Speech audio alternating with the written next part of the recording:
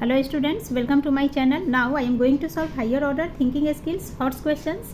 Question 1 is the length of a room is 50% more than its breadth. The cost of carpeting the room at the rate of rupees 3850 per meter square is rupees 924. देखिए यहाँ पर नहीं दिया गया but यहाँ पर 38 rupees 50 metre square दिया गया है। इसका मतलब है कि कहा जा रहा है कि कार्पेटिंग द रूम की कार्पेटिंग का कॉस्ट मीटर स्क्वायर में 38 रुपीज़ 50 पैसे है एंड उस पर टोटल खर्च 924 हुआ। दैट मीन्स 1 स्क्वायर मीटर का ये कॉस्ट दिया हुआ है। क्लियर। नेक्स्ट कह रहा है and the cost of papering the walls and cost of papering wall का पेपरिंग करने का कॉस्ट आ रहा है 3 रुपीज़ 30 मीटर स्क्वायर। तो ये भी हमारा पर मीटर स्क्वायर हो गया यानी कि 1 मीटर स्क्वायर का एंड टोटल पेपरिंग का कॉस्ट दिया है 240 रुपीज़ 50 पैसे। If the room has one door of dimension 1 metre by 2 metre, one door का डायमेंशन लेंथ ब्रेथ दिया है एंड 2 विंडोज और 2 विंडोज है जिसमें each of dimension 1 metre into 1.5 metre यानी कि लेंथ ब्रेथ विंडो का हो गया। Find the dimension of the room, तो रूम का डायमेंशन हमें पता करने हैं। तो इस क्वेश्चन में कहा जा रहा है कि रूम का जो लेंथ है ब्रेथ से 50% ज़्यादा है। ठीक है, तो ब्रेथ हम मान लेंगे कि let breadth is equal to x. Then x का 50% क्या हो जाएगा, तो पहले ये समझ लेते हैं। तो देखिए एक्स का 50% that means x into 50/100 cancel करेंगे, 5 1 जार 5 2 जार, तो ये हो गया x/2। क्लियर। तो सबसे पहले देखिए ब्रेथ का 50% आ गया x/2, सो x/2 लिख लिया एंड साथ ही इसमें कहा जा रहा है कि लेंथ जो है 50% तो है बट क्या है 50% ब्रेथ से ज़्यादा है, मोर है। दैट मीन्स x में हम प्लस कर लेंगे इस 50% को। So x plus x/2 is equal to 3x/2। अब हम लेंथ एंड ब्रेथ आ गया तो हम एरिया ऑफ फ्लोर निकाल लेंगे बिकॉज कारपेटिंग है तो कारपेट तो हम फ्लोर पे ही डालते हैं। So area of floor is equal to length into breadth is equal to length हो गया x plus x/2 sorry 3x/2। जब सॉल्व किया इसे तो 3x/2। So length into breath, तो लेंथ की जगह पे लिख लेंगे 3x/2 इंटू ब्रेथ x। ठीक है, मैंने पहले x लिख लिया इंटू 3x/2। आप ऐसे लिखना 3x/2 इंटू x, इस तरीके से लिखेंगे। सो ये हमारा हो जाएगा x इंटू एक्स स्क्वायर, तो 3x² 2 मीटर स्क्वायर। तो एरिया ऑफ फ्लोर निकल गया 3x² 2 मीटर स्क्वायर। नाउ का cost of carpeting 1 metre square ये गिवन है क्वेश्चन में 38 रुपीज़ 50 पैसे। तो कॉस्ट ऑफ कारपेटिंग ये जो एरिया ऑफ फ्लोर हमने निकाला इस एरिया का कारपेटिंग का कॉस्ट निकालेंगे। सो 3x² 2 इक्वल टू 38 रुपीज़ 50 पैसे इंटू 3x² 2। नाउ क्वेश्चन में हमें कहा जा रहा है कि इस 38 रुपीज़ 50 पैसे के अकॉर्डिंग टोटल कारपेटिंग का कॉस्ट 924 रुपीज़ है। दैट मीन्स ये जो पार्ट हमने निकाला ये इक्वल होगा 924 के, इसीलिए हमने लिख लिया अकॉर्डिंग टू क्वेश्चन 38 रुपीज़ 50 पैसे मल्टीप्लाई बाई 3x² 2। जो ये पार्ट हमने निकाला इक्वल है रुपीज़ 924 के। नाउ 3 से 924 को डिवाइड कर लिया तो 308। अब 308 एंड 2 ये क्रॉस मल्टीप्लाई में आ जाएगा एंड x² इसके साथ आ गया। सो हम लिख लेंगे 38.50 x² is equal to 616। Now x² is equal to 616 upon 38.50। इसे डिवाइड करेंगे तो आ जाता है 16। एक्स स्क्वायर में है सो इस 16 को स्क्वायर लिख लिया हमने, 4 का square power to power cancel. So x is equal to 4। Now x की वैल्यू लेंथ एंड ब्रेथ में डालेंगे क्योंकि हमें लेंथ ब्रेथ निकालने हैं। रूम का है ना, रूम का हमें क्या निकालना डायमेंशन। सो लेंथ पहले निकाल लेंगे एंड ब्रेथ। तो लेंथ है 3x/2, 3 इंटू एक्स की जगह पे 4 बाई 2 12/2 डिवाइड किया 6 मीटर। तो 6 मीटर ये हमारा लेंथ एक आंसर आ गया। नेक्स्ट है breadth is equal to x माना था हमने तो एक्स हो जाएगा 4 मीटर, ये भी एक सेकेंड आंसर आ गया। नाउ 1 डोर है तो 1 डोर का एरिया निकालेंगे। Area of door is equal to length and breadth measurement दिया है। So 1 into 2 is equal to 2 metre square. Now area of 2 windows, windows कितने हैं 2 है। सो 2 से मल्टीप्लाई कर लेंगे 1 विंडो का जो हमें लेंथ ब्रेथ दिया है। तो 2 एंड इंटू 1 इंटू 1.5 मल्टीप्लाई करेंगे तो ये हो जाएगा 3 मीटर स्क्वायर। अब हमें इसमें cost of papering the wall दिया है तो सबसे पहले वॉल का एरिया निकालेंगे। तो एरिया ऑफ रिक्वायर्ड वॉल क्या हो जाएगा, तो इसके आगे मैं इधर सॉल्व कर दिया मैंने, तो यहाँ देख लेते हैं। तो देखिए area of required wall is equal to area of 4 walls का फॉर्मूला ले लेंगे। Area of 4 wall minus area of door plus area of windows, तो डोर एंड विंडो का एरिया 2 and 3 आया, so 2 + 3. Now area of 4 walls का formula 2 × L + B and in bracket H minus 2 + 3 = 5 is equal to 2 and length and breath अभी जो हमने find किया था 6 and 4 वो हमने लिख लिया 2 × 6 + 4 इंटू हाइट माइनस 5. सो 2 से ही सबको इंटू करेंगे तो 2 × 6 इज 12 एंड 2 × 4 इज 8, तो 12 + 8 20. सो हमने लिख लिया 20H, यहाँ H है सो 20H देन -5. तो एरिया ऑफ रिक्वायर्ड वॉल हमारा हो गया 20H - 5 metre square. Now cost of papering 1 metre square दिया गया है 330 रुपीज़. तो कॉस्ट ऑफ पेपरिंग ये जो एरिया हमने रिक्वायर्ड वॉल का लिखा वो लिख लेंगे इज इक्वल टू क्या हो जाएगा 330 से इसमें इंटू करेंगे. सो हमने लिख लिया 3 × 30 into 3.30 multiply by 20H - 5.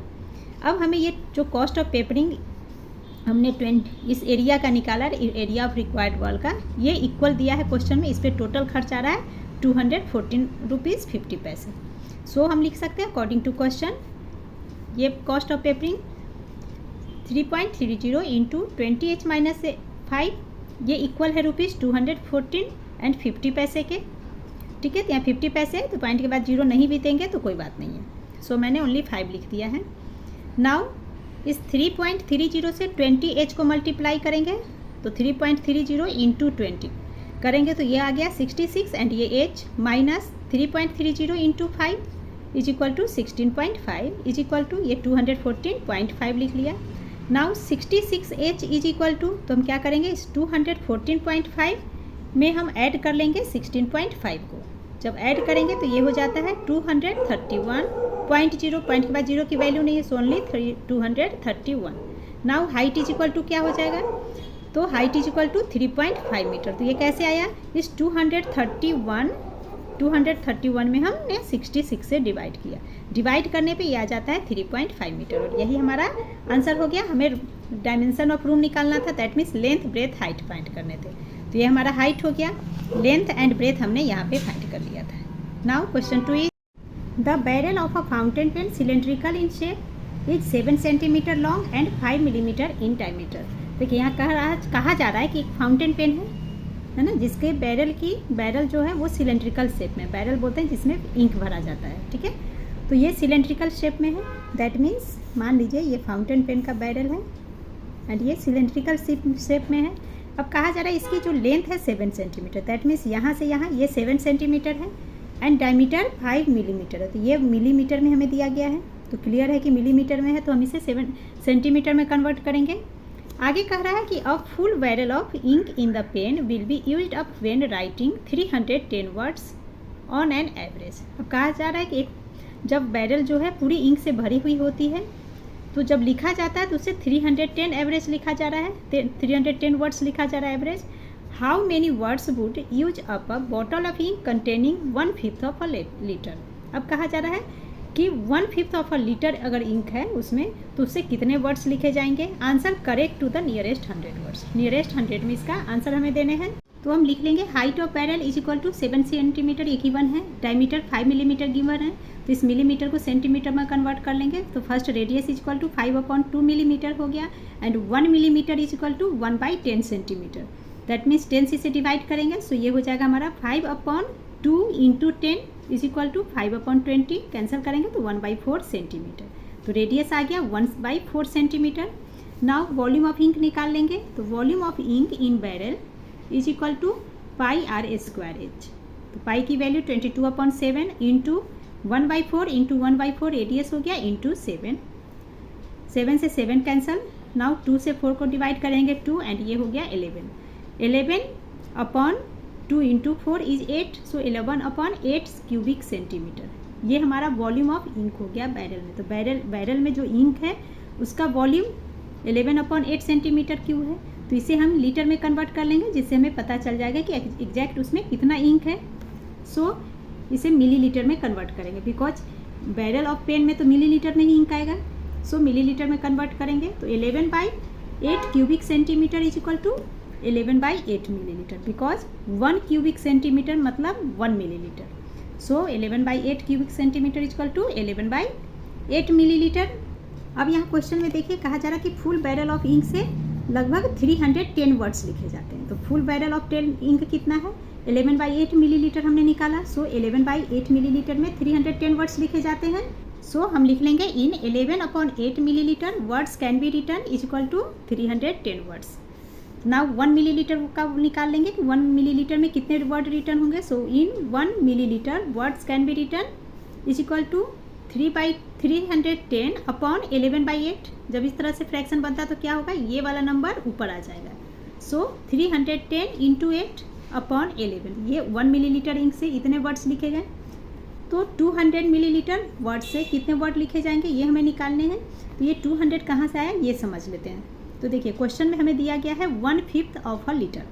1/5 of a litre का मतलब क्या हो गया, 1/5 इंटू अ लीटर। तो 1 लीटर में 1000 मिलीलीटर होता है, हमें मिलीलीटर में चाहिए। सो यहाँ लिख लेंगे 1000, ठीक है। तो 1/5 ऑफ अ लीटर, 5 से इसे कैंसिल करेंगे तो ये हो गया 200 मिलीलीटर। तो यही 200 मिलीलीटर का हमें निकालना है कि 200 मिलीलीटर में कितने वर्ड्स लिखे जाएंगे एंड नियरेस्ट 100 में आंसर देने हमें। सो हमने लिख लिया in 200 millilitre words can be written is equal to 310 into 8 upon 11 into 200। अब डिवाइड तो कुछ नहीं होगा तो इन तीनों को पहले मल्टीप्लाई कर लेंगे तो हो गया 496,000 अपॉन 11। अब 11 से इसे डिवाइड करेंगे तो डेसिमल में आएगा हमारा। तो डेसिमल में क्या आएगा 45090.9 एंड आगे और भी डिजिट्स आते हैं। बट देखिए यहाँ क्वेश्चन में हमें कहा जा रहा है कि करेक्ट टू नियरेस्ट 100 लिखना है। सो डेसिमल के बाद के नंबर्स को हमें नहीं देना है, ठीक है। तो ये समझाने के लिए मैंने आपको दिया है, हम डायरेक्ट ओनली ये इस पार्ट को लिखेंगे। सो हम लिख लेंगे इज इक्वल टू 45090। तो इसका नियरेस्ट 100 अब लिख लेंगे तो equal to 45,100 words is the answer. Now question 3 is a cylindrical jar is 20 centimetre high with internal diameter 7 centimetre. एक सिलेंड्रिकल जार है जिसकी हाइट 20 सेंटीमीटर है एंड उसका जो इंटरनल डायमीटर है यानी कि अंदर का पार्ट का डायमीटर वो 7 सेंटीमीटर है। And iron cube of edge 5 centimetre is immersed in the jar. अब कहा जा रहा है कि एक आयरन क्यूब जिसका एज यानी कि वन साइड 5 सेंटीमीटर है वो आयरन क्यूब कंप्लीटली उस जार में इमर्स्ड किया गया यानी कि डाला गया। अब कहता है in the water which was originally 12 centimetre है। दैट मतलब उस जार में पहले से पानी भरा हुआ, उस पानी की हाइट 12 सेंटीमीटर है यानी original height of water 12 centimetre है। इस 12 सेंटीमीटर हाइट वाले वाटर में इस आयरन क्यूब को डाला गया है। देन हमें find the rise in the level of water. तो क्लियर है, जब पानी में हम क्यूब को डाल रहा है आयरन क्यूब तो निश्चित है पानी की हाइट ऊपर जाएगी। तो कितना ऊपर हाइट गया ये हमें फाइंड करने हैं। सो हम लिख लेंगे height of cylindrical jar is equal to 20 centimetre, diameter equal to 7 centimetre, so radius equal to 7/2 centimetre. Now side of a cube 5 centimetre given है। सो वॉल्यूम ऑफ क्यूब क्या हो जाएगा 5 क्यूब, एक का क्यूब यानी कि 5 पे power cube is equal to 125 cubic centimetre. Now rise of water निकालेंगे तो वाटर की हाइट पहले से 12 सेंटीमीटर है, इसमें 125 क्यूबिक सेंटीमीटर वॉल्यूम वाला क्यूब डाला गया आयरन का। तो पानी की हाइट कितनी हो जाएगी। तो क्लियर है, जैसे मान लीजिए कि जार है सिलेंड्रिकल जार है, ठीक है, वाटर है, इसमें जैसे क्यूब डाला गया जिसकी वन साइड 5 सेंटीमीटर है। ये क्यूब जब इसके अंदर डाला गया तो इसका जो वॉल्यूम है जितना ये वॉल्यूम लेगा पानी के अंदर उतना ही पानी ऊपर राइज करेगा। दैट मीन्स इसकी वॉल्यूम और इसकी वॉल्यूम वाटर की वॉल्यूम इक्वल होगा। मीन्स इसकी volume a cube is equal to πr² h होगा। सो राइज ऑफ वाटर यानी कि हाइट हमें फाइंड करें तो हाइट इज इक्वल टू क्या हो जाएगा ए क्यूब अपॉन πr² बचेगा, सो πr²। क्लियर, तो यही हमने यहाँ पे लिख लिया। Therefore rise of water is equal to volume upon πr², ठीक है। तो वॉल्यूम आ गया 125, वॉल्यूम ऑफ क्यूब लिखना है, ठीक है, volume of cube is equal to so 125 upon pi की वैल्यू 22/7 इंटू 7/2 इंटू 7/2। तो अब यहाँ पे क्या होगा, ये जो 7 है ऊपर आ जाएगा, ये 2 भी ऊपर आ जाएगा, ये 2 भी ऊपर आ जाएगा। नीचे में हमारा डिनोमिनेटर में 20 इंटू 7 बच जाएगा। सो हमने लिख लिया is equal to 125 into 7 into 2 into 2 upon 22 into 7 into 7। 7 से 7 कैंसल 2 से 22 डिवाइड करेंगे 11, अब कोई डिवाइड नहीं होगा सो इंटू कर लेंगे 125 इंटू 2 इज 250 अपॉन 11 इंटू 7 77 से इसे डिवाइड करेंगे तो आ जाएगा हमारा result 3 whole 19 upon 77 centimetre is the answer. Question 4 is a square each of side 6 centimeter are cut off from the 4 corners of a sheet of tin measuring 42 centimeter by 30 centimeter। यहाँ कहा जा रहा है कि एक स्क्वायर शेप का tin है जिसकी लेंथ ब्रेथ दिया है 42 एंड 30 सेंटीमीटर। तो इस 42 30 सेंटीमीटर वाले टीन स्क्वायर टीन में से 6 सेंटीमीटर चारों कॉर्नर पे कट किया गया। The remaining portion of the tin sheet is made into an open box, और जो टीन शीट बच गया जो रिमेनिंग पोर्शन उससे एक ओपन बॉक्स बनाया गया by folding of the flaps की ओर से फोल्ड करके, जिधर से मतलब कट किया गया चारों कॉर्नर पे, उस कॉर्नर को पकड़ के एक ओपन बॉक्स बनाया गया। Find the capacity of the box, तो उस बॉक्स का हमें कैपेसिटी फाइंड करने हैं। तो देखिए यहाँ एक स्क्वायर मैंने शेप ड्रॉ कर लिया, मान लीजिए स्क्वायर टीन है, तो ये लेंथ गिवन है टोटल 42 एंड ये ब्रेथ हमारा 30 सेंटीमीटर गिवन है। अब कहा जा रहा है इस 42 एंड 30 सेंटीमीटर वाले लेंथ ब्रेथ में से कॉर्नर से 6 सेंटीमीटर स्क्वायर शेप कट किया गया। दैट मीन्स ऐसे कट किया गया चारों कॉर्नर पे, तो ये 6 है, चारों ही कॉर्नर 6 सेंटीमीटर है। नाउ लिख लेंगे total length of sheet is equal to 42 centimetre total length है, total breadth 30 centimetre. From a sheet a square of 6 centimetre side are cut off from the corner से कट करके हटा दिया गया। Therefore remaining length breadth क्या हो जाएगा, तो यहाँ फिर समझिए लेंथ के मेरे लिए, जैसे टोटल लेंथ 42 है तो इस 42 लेंथ है तो इसमें से 6 सेंटीमीटर इधर 6 सेंटीमीटर इस साइड से कट किया गया। That means total 6 + 6 12 centimetre cut हुआ, तो इसे हम 12 को 42 से माइनस कर लेंगे। इसी तरीके से ब्रेथ में 6 इधर 6 कट किया गया, दैट मीन्स 12 हो गया, तो 30 से 12 माइनस कर लेंगे तो रिमेनिंग ब्रेथ आ जाएगा। तो वही हमने यहाँ कर लिया, remaining length is equal to 42 - 6 × 2 because 2 साइड से is equal to 42 - 12 is equal to 30 centimetre. Length हो गया new length 30 centimetre and new breadth हमारा बन जाएगा 18, 30 - 6 × 2 30 - 12 18 centimetre. Now height for open box, अब जो रिमेनिंग सीट है उसी से बॉक्स ओपन बनाया गया। तो क्लियर है कि ये जो पोर्शन है फ्लैप पोर्शन, इसी को फोल्ड करके बॉक्स बना, यहाँ से फोल्ड किया, यहाँ से फोल्ड करके एक ओपन बॉक्स बना। तो ये जो 6 सेंटीमीटर कट करके हटाया गया है, यहीं पे ये जो 6 इसके ऊपर जो 6 बचेगा उसी से बॉक्स बन रहा है, दैट मीन्स 6 सेंटीमीटर हाइट बन जाएगा उसका। So height for open box 6 centimetre, hence capacity of box is equal to LBH length breadth into height is equal to 30 × 18 × 6, तीनों को मल्टीप्लाई करेंगे तो 3240 cubic centimetre is the answer. And with this, a higher order thinking skills questions has been completed. Please like, share and subscribe my channel. Thank you.